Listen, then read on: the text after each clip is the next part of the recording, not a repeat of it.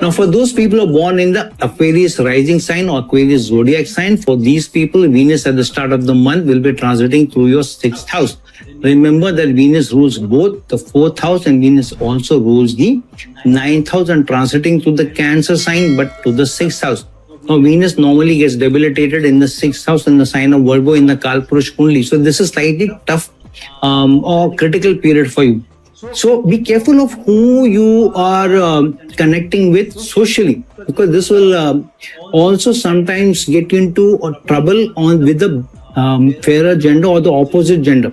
So be careful of what you say, how you come across, what data you share, how you work in a team effort, because this will be this may not be going wrong or against you, but surely the amount of results that you get, the amount of appreciation that you get may be lesser for you. The gains that you get from these will be lesser. But this is a good period for those people who are doing something connected to the domestic life, products connected to domestic life or family appliances, anything that is connected to family, home decor, designing home, construction home, business dealings about home or home loans. All of these people will do very well because of Sun and Mercury both transiting through the 7th house, while Mercury also rules the 8th house. So some of you may find a sudden connection which will be useful for you in a team environment. However, the chances that you may come across as more controlling, more leadership oriented while you are taking responsibility will also be high,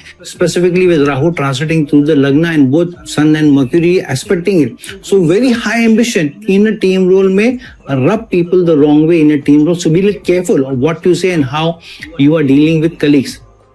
Because Saturn, the Lagna Lord, is also retrograde in the Pisces sign in the 2nd house of income.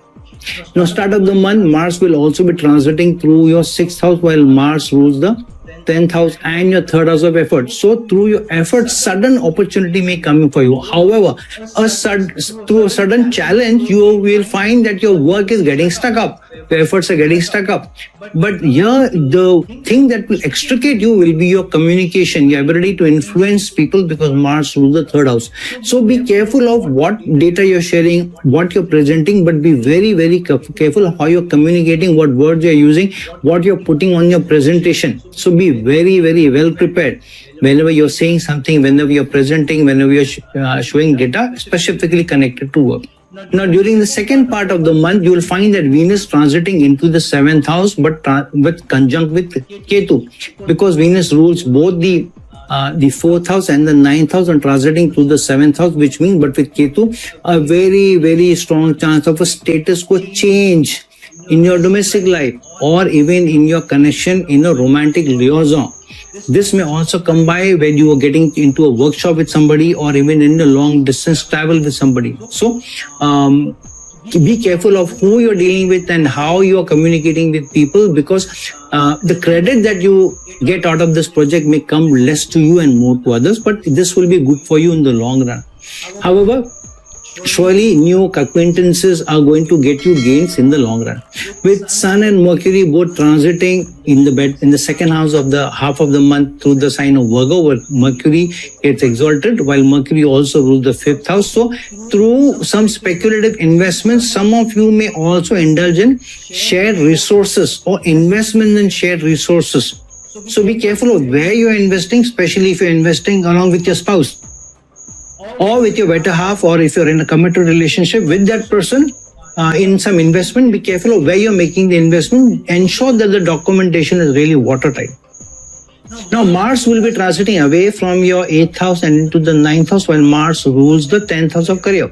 Now, because Mars also rules the 3rd house of effort and communication and the 10th house, and moving through the 9th house to the sign of Libra, which means a new connection when you're traveling or when you are learning or in a new workshop, or that connection may also come from a different culture or from foreign lands. So that may be very beneficial for you.